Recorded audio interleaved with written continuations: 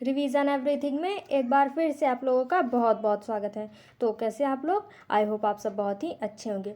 देखिए, इसके पहले ज्योग्राफी की वीडियो में हम लोगों ने तारों का जन्म, उनकी मृत्यु और उनकी मृत्यु के बाद जो जो उनके पार्टिकल बचते हैं उनसे कौन कौन से तारे बनते हैं, इन सब के बारे में हमने पढ़ा हुआ है। तो आज हम देखेंगे आकाशगंगा के प्रकार और सौरमंडल किसे कहते हैं। ठीक है, तो चलिए शुरू करते हैं।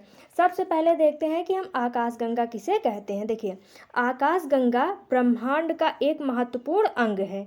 क्या है? एक महत्वपूर्ण अंग।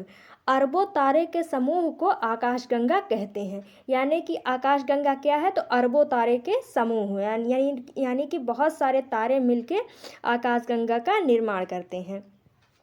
आकाशगंगा में तारों के अतिरिक्त धूल कण, गैस, डार्क मैटर और डार्क एनर्जी विद्यमान है। यानी कि आकाशगंगा में देखा जाए तो मुख्यतः तारे हैं और तारों के अलावा धूल कण, गैस, डार्क मैटर और डार्क एनर्जी विद्यमान है। और उसके अलावा आकाशगंगा के अलग अलग आकार होते हैं और इन्हीं आकार के आधार पर इन्हें कई प्रकार में बांटते हैं। तो कौन कौन से आकाशगंगा के प्रकार हैं आकार के आधार पर? तो सबसे पहले है दीर्घवृत्ताकार, फिर है सर्पिलाकार, फिर है वृहद कुंडलीकार या फिर इसको आप वृहद सर्पिलाकार बोल सकते हैं। उसके अलावा अनियमित आकार। ठीक है, तो चलिए देखते हैं ये कैसे होती हैं। सबसे पहले दीर्घवृत्ताकार या फिर एलिप्टिकल गैलेक्सी, वे आकाशगंगाएं जिनका आकार दीर्घवृत्ताकार होता है। दीर्घवृत्ताकार यानी कुछ इस टाइप का शेप, जैसे अंडा होता है उसी टाइप का एक शेप होता है। तो जिन आकाशगंगाओं का आकार दीर्घवृत्ताकार या फिर अंडे के आकार का होता है उन्हें एलिप्टिकल गैलेक्सी या दीर्घवृत्ताकार आकाशगंगाएं बोला जाता है। इस प्रकार के आकाशगंगाओं में धूलकण तथा गैसें की कम मात्रा होती है। ठीक है, इसमें धूलकण और गैस कम मात्रा में पाए जाते हैं। फिर अगला है सर्पिलाकार यानी स्पाइरल। ये आकाशगंगाएं सर्पिल आकार की होती हैं। इन आकाशगंगाओं में धूलकण, गैस की मात्राएं अपेक्षाकृत अधिक होती है। जैसे इसके पहले वाली जो गैलेक्सी थी उसमें धूलकण और गैस कम मात्रा में थे, लेकिन जो सर्पिलाकार वाली गैलेक्सी है इसमें धूलकण और गैसें अधिक मात्रा में पाई जाती हैं। ये आकाशगंगा ब्रह्मांड में सबसे अधिक पाई जाती है। यहाँ तक कि अपनी आकाशगंगा जो मंदाकिनी है वो भी स्पाइरल है। इसका आकार कैसे होता है? जैसे आपने स्प्रिंग देखी होगी कुछ इस टाइप की, इसी तरीके की ये आकाशगंगा भी होती है। ठीक है, फिर है वृहद कुंडलीकार या फिर बेयर्ड स्पाइरल, इसको आप वृहद सर्पिलाकार भी बोल सकते हैं।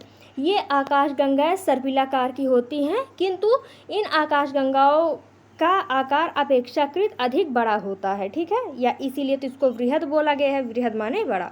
फिर है अनियमित आकार की आकाशगंगाएं। ये आकाशगंगाएं अनियमित आकार की होती हैं। जैसे कि अभी हमने देखा कुछ आकाशगंगाएं सर्पिलाकार थी, कुछ दीर्घवृत्ताकार थी, यानी उनका आकार निश्चित था। लेकिन वे आकाशगंगाएं जिसका आकार ही निश्चित नहीं होता उसे अनियमित आकार की आकाशगंगा कहते हैं। इन आकाशगंगाओं में अपना कोई घटक नहीं होता है। ठीक है, फिर उसके बाद है दृश्य आकाशगंगाएं। ये क्या होती हैं? वैसी आकाशगंगाएं जो नंगी आंखों से पूरी तरह स्पष्ट रूप से दिखाई दे सकें।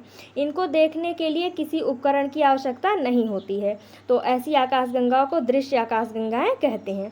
ये आकाशगंगाएं हमारे मिल्की वे के काफ़ी समीप होती हैं, इसीलिए हम इन्हें नग्न आंखों से भी देख सकते हैं। उदाहरण के लिए एंड्रोमेडा, ये अपने मिल्की वे के सबसे पास में स्थित आकाशगंगा है। ठीक है, उसके अलावा ये अन्य कुछ आकाशगंगाएं हैं। ठीक है, फिर अब देखते हैं सौरमंडल।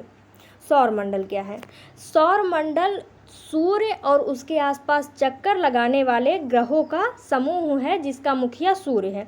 तो वही यहाँ पे कहा गया है कि जो सौरमंडल है इसका हेड कौन है? तो सन है। और उसके अलावा सन के अलावा जो अन्य सदस्य हैं वो कौन कौन से हैं?